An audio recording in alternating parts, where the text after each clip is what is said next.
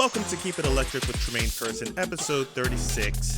At the time of this recording, April 23rd, the Mariners are sitting in second place in the AL West at 500, 11 wins and 11 losses, half a game back from the World Series champion Texas Rangers. They've won 7 out of their last 10 games, sweeping the Reds at home and then taking 2 out of 3 against the Rockies. That was just kind of a wacky series altogether. It went from a snowed out game on Friday to a doubleheader on Sunday to not really sure if they were going to play the series at all, and then back to a doubleheader on Sunday. This series against the Rockies was everything that the Mariners needed before going in to an intense matchup against their division rival. A boost of confidence, so to speak. They held the Rockies to only 4 runs in the entire series, losing only the second game, which was, in my opinion, very winnable. Some notable highlights in the series: Game 1 was a complete mess on the Rockies' part. Luis Castillo, who is normally cool, calm, and collected as always, you could tell he had no worries at all. He was on the mound playfully trying to blow smoke rings with the cold Denver air while pitching a shutout. He was all smiles through 7 innings of shutout baseball, only allowed 2 hits. Cal Raleigh blasted a homer opposite field, the furthest opposite field home run he's hit batting lefty in his career. Jonathan Clase nearly had an inside the park home run.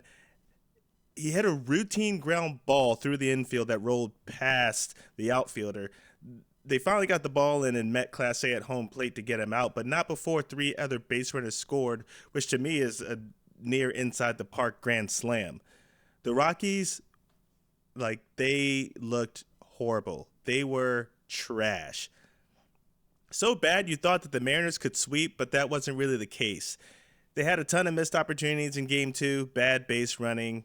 They lost that game 2-1. George Kirby threw 5 innings of shutout baseball. The game went into extras, tied at 0. The 10th inning, the Mariners got a run across. 1 run certainly wasn't going to be enough, with the new extra inning situation.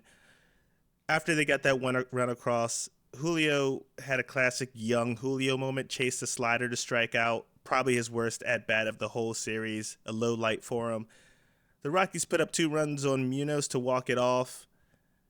They won that game 2-1.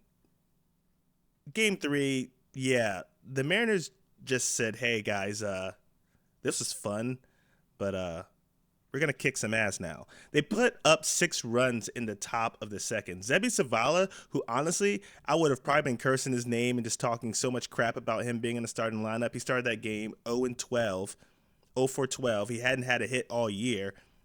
He goes 3-for-4, scores 2 runs and a ribby. Excellent game from him.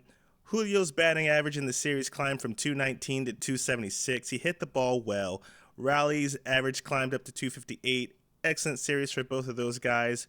Julio still looking to get his first home run on the season, but I tell you what, this new version, or this current version of Julio's swing, he's not swinging out of his shoes. He's got a nice contact swing happening right now. Good for him. Emerson Hancock, not to be left out, he pitched a solid game, 6 innings, 1 earned run, 4 Ks. The Mariners win Game 3, 10-2. Quick injury update here. Brian Wu pitched 3 perfect innings in a rehab start for AAA Tacoma, 35 pitches, 25 of them strikes.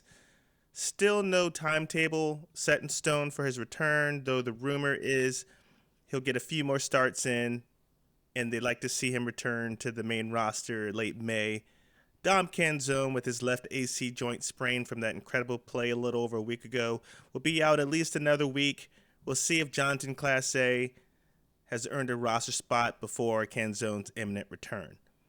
Now tonight, things don't seem to be as glamorous. They're taking on a team that can really hit in the Texas Rangers. Top 10 in runs, hits, RBIs, and batting average. Luckily for us, bottom 10 in ERA, middle of the road in strikeouts. The Mariners can definitely outpitch the Rangers. But out-hitting them, that's the problem. It was a problem all last season, and hopefully the Mariners will come correct this season. They went 4 against the Rangers, including losing 7 in a row. It was just a miserable watch all the way to the end as they bounce us out of a chance to get in the postseason and then proceeded to win the whole damn thing. Tonight, Logan Gilbert, who's been pitching really well, will take his sparkling 2.33 ERA into Texas against Dane Dunning. Dunning has really emerged as, with an obvious bias for me, just a straight up pesky pitcher. He gets outs. He's not always sexy, but you can look up at the scoreboard in the 7th inning and see that you only got 1 or 2 runs across him. He's annoying, but he's good. Whatever. It's still early in the season, but the Mariners can take 2 out of 3 games in this one. They'll move into first place in the AL West if they do, and hopefully send a warning shot to the division. I'll be back to recap all the action. Until then, keep it electric. Go Mariners!